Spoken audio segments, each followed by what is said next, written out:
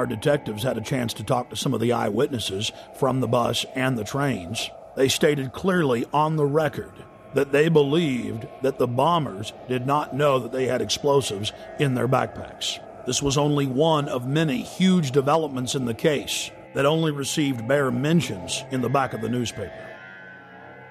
The July 29th edition of Fox News Channel's Dayside program revealed that the so-called mastermind of the 7/7 bombings, Harun Rashid Aswad, is a British intelligence asset.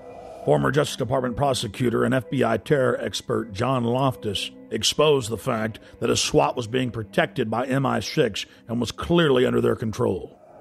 Aswad is believed to be the mastermind of all the bombings in London. On the 7/7 and 7/21, this is the guy, we think. This is the guy, and what's really embarrassing is that the entire British police are out chasing him, and one wing of the British government, MI6, or the British Secret Service, has been hiding him.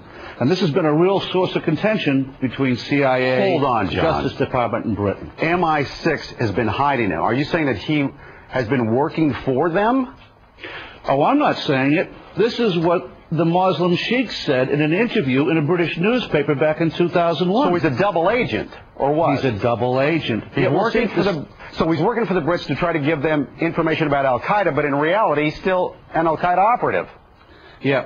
The CIA and the Israelis all accused MI6 of letting all these terrorists live in London. Now, we knew about this guy Aswad. Back in 1999, he came to America. The Justice Department wanted to indict him in Seattle because him and his buddy were trying to set up a terrorist training school in Oregon. The headquarters of the U.S. Justice Department ordered the Seattle prosecutors not to touch Aswad. Hello. Now, hold on. Why? And well, apparently, Aswad was working for British intelligence. Now, there's a split of opinion within U.S. intelligence. Some people say that the British intelligence fibbed to us. They told us that Aswad was dead, and that's why the New York group dropped the case. That's not what most of the Justice Department thinks. They think that it was just, again, covering up for this very publicly affiliated guy with Al-Mujarrab. He was a British intelligence plant. Our CIA says, okay, let's arrest him, but the Brits say no again? The Brits say no. Now, at this point, 2 weeks ago, the Brits know that the CIA wants to get a hold of Harun. So what happens? He takes off again. Goes right to London. He isn't arrested when he lands. He isn't arrested when he leaves. Even though he's on a watch list. He's on the watch list. The only reason he could get away with that was if he was working for British intelligence. He was a wanted man. And then takes off the day before the bombings, as I understand it? Yeah, and goes to Pakistan. The Pakistanis arrest him. They jail him. They jail him. He's released within 24 hours. In London, we spoke with David Shaler, a former MI5 agent who was convicted of breaking the Official Secrets Act and imprisoned for 6 months. With regard to 7/7, there has been a witness report now included in a local British newspaper called the Cambridge Evening News, in which somebody who was on one of the tube trains says that he didn't see a man with a rucksack. In fact, after the explosion, what he saw was metal pointing upward from the bottom of the carriage. That would indicate, of course, that the bomb was not carried onto the tube train, but was in fact attached underneath it. Now again, nobody in the British national press is following that up. Now I hope investigators and the police are. A current member of British Parliament and a former cabinet minister in Prime Minister Tony Blair's government, Michael Meacher, was sacked in 2003 for raising important questions on the eve of the Iraq War. Atrocity of London bombings where 56 people were killed. That was on the 7th of July, 7/7 we call it. It's a very convenient way of ensuring there is fear, of ensuring that there is control, and of ensuring that those who are in the know, and of course we cannot tell you because it is all secret, are in a position of extreme power.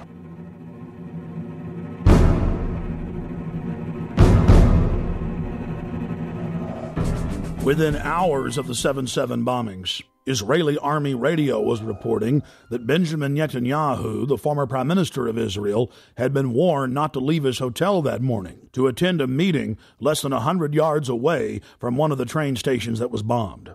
The Associated Press ran the headline, "Netanyahu changed plans due to warning."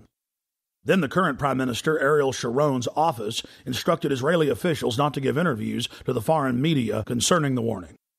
Israel's Foreign Office attempted to spin the story, saying that they'd given a general warning to the British that day. Then, several weeks later, the head of Mossad told a major German newspaper that he indeed had issued a warning to Benjamin Netanyahu at 8:40 a.m., 10 minutes before the first blast. Conveniently for authorities, the bus surveillance camera malfunctioned. Something else happened that was convenient for the establishment line. All 4 of the supposed bombers' identification cards survived unscathed at all 4 events. But there was just one problem. In one case, one of the bombers' IDs was found at 2 separate locations. As the evidence mounts, it is crystal clear. Only criminal elements of the British government could stage the attacks and then engage in the cover-up. The reason the Netanyahu story is important is it clearly shows that other intelligence agencies were aware of what was going on in London that day and took necessary precautions to protect their Minister of Finance. In 1994, the Israeli embassy in London was bombed.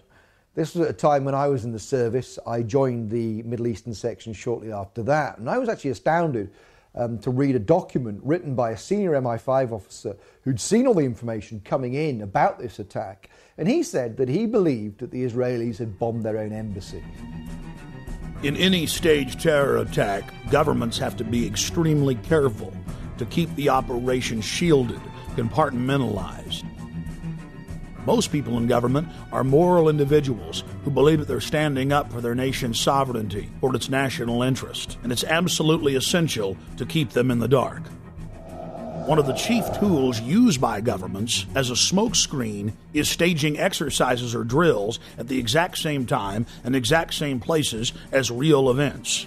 When the Oklahoma City Federal Building was bombed, the Bureau of Alcohol, Tobacco, and Firearms was staging an anti-terror drill with their bomb squad on the morning of April 19, 1995, at the same time that the real event took place. On the morning of September 11, 2001, the Pentagon was running 5 separate drills, 2 of the drills targeting the exact same targets at the exact same time. That caused NORAD to stand down, believing it was just a drill. And London was no different. It's important to note that those taking part in the drills need not know that they're part of a larger operation. In fact, it's better for the conspirators that they not be informed. One of the chief reasons this is done is so that if any of the operatives carrying out the attack are caught by other elements of the government, they can simply claim that they were taking part in a drill or an exercise. NSA, Infopol 9, and Echelon-type systems that are scanning for terrorist chatter will be fooled into believing they've simply picked up part of an exercise. On the morning of 7/7 in London, there was a simultaneous exercise targeting the exact same trains, the exact same bus, at the exact same locations, at the very same time.